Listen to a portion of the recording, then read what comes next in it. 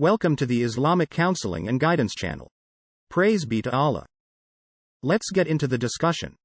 It is clear to those who give it thought that there has been a separation between knowledge and action, as well as between knowledge and proper manners and attitudes. This has led many to think that the issue of good manners and morals is purely theoretical, believing that it is the responsibility of parents to impart various types of knowledge and memorization of texts to their children. In their minds, engaging with Islamic texts becomes purely theoretical and academic, without considering the impact these texts should have on proper behavior and attitude, as well as on actions and deeds. One example of this is their interpretation of the verse in which Allah, the Exalted, says, "Only those of His slaves with knowledge fear Allah," Surah Faatir 35 verse 28. They interpret this verse as referring to everyone with knowledge of shari'i rulings or empirical science, despite the fact that the verse does not suggest that everyone with knowledge fears Allah but rather that everyone who fears Allah is knowledgeable. Shaykh al-Islam ibn Taymiyyah stated in Majmu' al-Fatawa 7 of 539 that Allah, the Exalted, says, "Only those of His slaves with knowledge fear Allah," Surah Faatir 35, verse 28. This shows that everyone who fears Allah possesses knowledge, which is true. Nevertheless, it does not imply that everyone who possesses knowledge also fears Allah. End of quote. Likewise, Shaykh Taymiyyah, stated that the implication is that no one fears Allah except those with knowledge. Allah informs us that whoever fears Him possesses knowledge, as He says in another verse. Is one who is devoutly obedient at night, prostrating and standing, in prayer, being terrified of the hereafter, and yearning for the compassion of his Lord, the same as one who is not? Say, are those who know and those who do not know equivalent? Surah Az-Zumar 39, verse 9. End of quote. According to our noble predecessors, knowledge followed by action is the true definition of fiqh, Islamic jurisprudence. There have been instances where teachers and educators have not recognized the importance of knowledge as a means of correcting behavior, purifying hearts, striving against one's evil inclinations, and developing right attitudes. Instead, they have focused solely on the theoretical and academic aspects of knowledge and relegated fiqh to the background.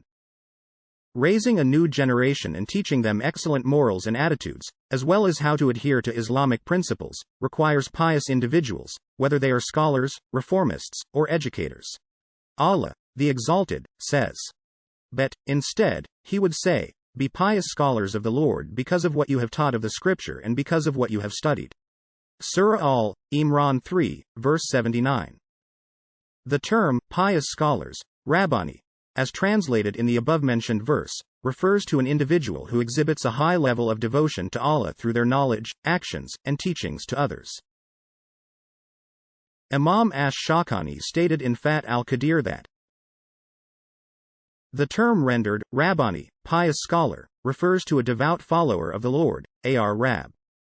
The suffix, ani, is added for emphasis, so a person with a long beard, li-ya, may be referred to as li-yani, etc.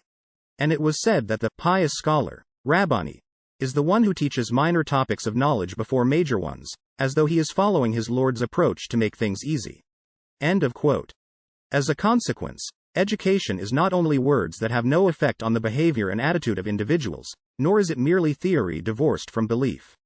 Rather, the purpose of Islamic education is to assist learners or students in creating a strong character, acquiring knowledge and developing fortitude, gaining understanding, and developing wisdom so that they can apply what they learn and teach others about it.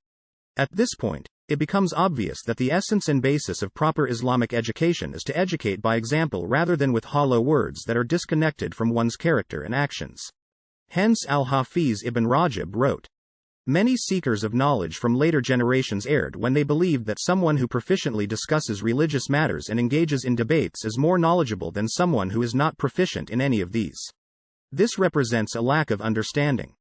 One can examine the senior companions of the Prophet, peace and blessings be upon him, particularly those who were highly knowledgeable such as Abu Bakr, Umar, Ali, Mu'adh, Ibn Mas'ud, and Zayd ibn Thabit, and observe that they spoke less frequently than Ibn Abbas but they possessed a greater depth of knowledge. Likewise, the Tabi'in talked more than the Sahaba, yet the Sahaba possessed greater knowledge. Similarly, the Tabi'in's followers talked more than the Tabi'in themselves, although the Tabi'in possessed greater knowledge. We want to emphasize that knowledge does not entail memorizing a large number of religious texts or delivering lengthy sermons and lessons, Rather, knowledge is a light that is instilled in the heart, through which a person can understand issues on the basis of truth and distinguish between truth and falsehood, and he expresses this in succinct, purposeful language. One of the most significant challenges facing Muslim households and educational institutions today is the shortage of righteous and pious teachers who can serve as positive role models and guide their students through both their words and actions. These teachers must be able to effectively impart knowledge of the religion of Allah, the Exalted, using a wise approach and a thorough understanding of the religion. Ibn al-Jawzi said, "Education can be compared to a seed, while the educator can be seen as the soil. If the soil is of poor quality, the seed will not thrive and may be wasted. However, if the soil is fertile, the seed will have the opportunity to grow and flourish." Al-Adab ash-Sharia, 3 of 580. Based on the aforementioned, many reformists and educators were able to discipline their pupils. Also, some scholars were able to raise virtuous children and teach them excellent values and attitudes. It must be understood that there is a limit to the means that can be used to adopt the best strategy for providing proper Islamic education, and that everything is to be committed to Allah, who is the greatest in all affairs.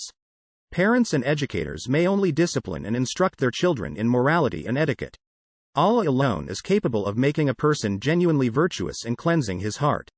Therefore, it is argued that all parents can do is teach their children proper manners. Allah's assistance is required to achieve righteousness. End of quote from Al-Adab al-Sharia, 3 of 552. Finally, the practical approach to achieving this may be summed up in a few concise points. 1. Educators must be mindful of the comprehensive meaning of Islamic education. 2. Reformists must learn about effective teaching philosophies. 3. It is advisable for policymakers to work with individuals of virtue and influence within Muslim societies to establish new educational institutions that prioritize good manners. 4. The policymakers should also collaborate with existing educational institutions and train individuals to effectively educate others on proper manners, morals, and behavior. And Allah knows best. Subscribe to our channel and hit the notification icon to receive more videos. Thank you for watching.